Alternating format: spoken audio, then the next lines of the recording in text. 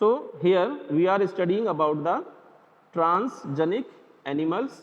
And what are transgenic animals? So whose DNA is manipulated in a desired way, those animals are called transgenic animals. Transgenic, it means to say transforming the genetic material, हम genetic material को change कर रहे हैं किसी भी animal में, ताकि हमको ज़्यादा किसी भी वे में, चाहे मेडिकल है चाहे इंडस्ट्रियल लेवल है, किसी भी वे में हमको बहुत सारे बेनिफिट्स हो सकें.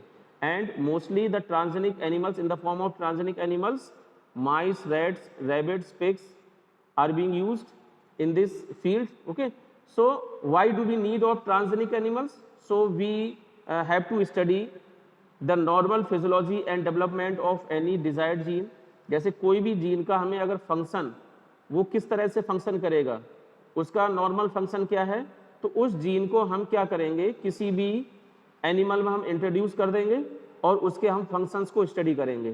तो transgenic animals are needed to study the normal physiology and development of the gene. कि किसी भी तरह से किसी भी जीन के अगर हमको फंक्शन देखना है, तो उस जीन के फंक्शन को देखने के लिए हमको क्या करना होगा, उस जीन को हम किसी एनिमल में, चाहे वो माइस हो, चाहे रैट हो, चाहे रैबिट हो, या पिग हो, या शीप हो, या काऊ हो, या फिश हो, उसमें हम ट्रांसफ़र कर देंगे. और ऐसा करने के बाद जो ट्रांसफ़र हुआ जीन है वो नॉर्मली फंक्शन करना शुरू कर देगा. Is that clear? Okay, so now next thing you can say study of disease. So study of disease, that is the next step that is being used during the transgenesis process. Clear? So for studying different types of the disease, we need to make a transgenic animals. किसी भी animal को transgenic बनाने के लिए या transgenic animals की जो need होती है, that is for also for study of the disease. किसी भी डिसीज को हम स्टडी कर सकते हैं. सपोज दैट हमको ये पता करना है कि पार्टिकुलर जीन किस तरह की डिसीज को कॉज करता है, तो उस तरह के जीन को हम ट्रांसफ़र कर देंगे, और वो ट्रांसफ़र हम किसी भी एनिमल में कर देंगे. जिस एनिमल में करेंगे वो ट्रांसजेनिक एनिमल हो जाएगा. जीन को ट्रांसफ़र करने के बाद, ठीक है, वो ट्रांसजेनिक एनिमल ही हो जाता है. तो अब पार्टिकुलर जीन को हमने ट्रांसफ़र किया और हमें ये देखना है कि वो जीन किस डिसीज से रिलेटेड है, किस तरह की डिसीज कॉज करेगा. तो that is for study of the disease. Transgenic model has been developed for disease like cancer, cystic fibrosis, Alzheimer disease. These all disease are studied after making the transgenic animals. Okay, now next thing you must have to study for producing the biological product.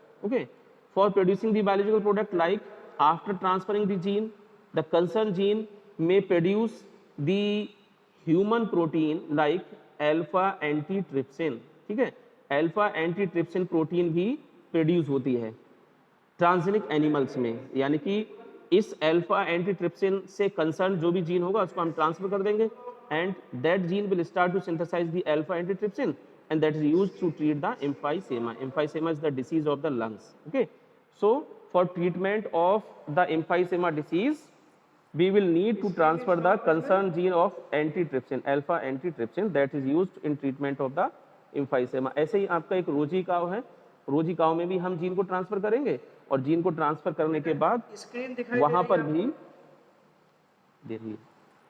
पर भी आपको क्या होगा, जो alpha left albumin है वो produce होना शुरू हो जाएगा इन रोजी काव. ठीक है, after transferring the screen is not visible बेटा.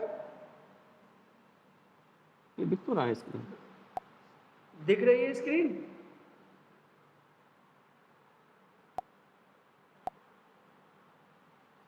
So now next thing is about the biological product. Okay, we are studying here कि how the transgenic animals required and what are the benefits of studying the transgenic animals.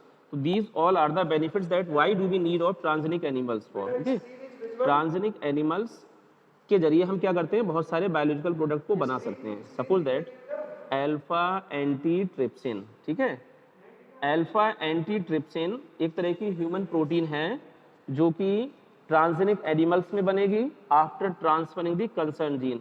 Alpha antitrypsin को बनाने वाला कोई भी gene है उसको हम क्या करेंगे, किसी भी एनिमल में ट्रांसफर कर देंगे. जब ट्रांसफर कर देंगे तो वो एनिमल कैसा हो जाएगा, ट्रांसजेनिक एनिमल्स हो जाएगा, and in those animals the alpha antitrypsin will start to be synthesized after transferring the gene. That's why those animals are called transgenic animals. And the alpha antitrypsin, remember here, the use of alpha antitrypsin is to treat the emphysema disease, that is the disease of the our lungs. Okay, and similarly in similar case for producing the biological product like Rosie, this is the name of the cow, and many times the question has been asked that write the importance of Rosie. So Rosie is the name of cow, ठीक है, ध्यान रखिए इस चीज का, and that is produced and Rosie where the milk protein, especially alpha lactalbumin protein that is produced by Rosie cow in their milk. Okay, यानी रोजी cow एक ट्रांसजेनिक एनिमल्स का एग्जांपल है, उसमें पहले से हमने ऐसा जीन ट्रांसफर कर दिया है जो कि अल्फा लेक्ट एल्बुमिन को बनाता है, और अल्फा लेक्ट एल्बुमिन को बनाने वाला जीन ट्रांसफर करने के बाद वो जो काउ बनेगी उसे हम ट्रांसजेनिक एनिमल बोलेंगे और उसका हम नाम दे देंगे रोजी। क्लियर? अब वो उस रोजी काउ में क्या होगा, ये अल्फा लेक्ट एल्बुमिन प्रोटीन बहुत ज़्यादा बनना शुरू हो जाएगी, and that's why the protein enriched milk that will have alpha lect albumin 2.4 ग्राम पर लीटर, जो कि नॉर्मल मिल्क में इस एल्बुमिन प्रोटीन की जो अमाउंट होती है बहुत कम होती है, जबकि रोजी काउ में ये अमाउंट बढ़ जाएगी। तो that is the purpose of making the transgenic animals. Okay, so remember here that we are studying here the benefits of transgenic animals and why do we need to produce the transgenic animals. Okay, importance of the transgenic animals, these all are the similar topics.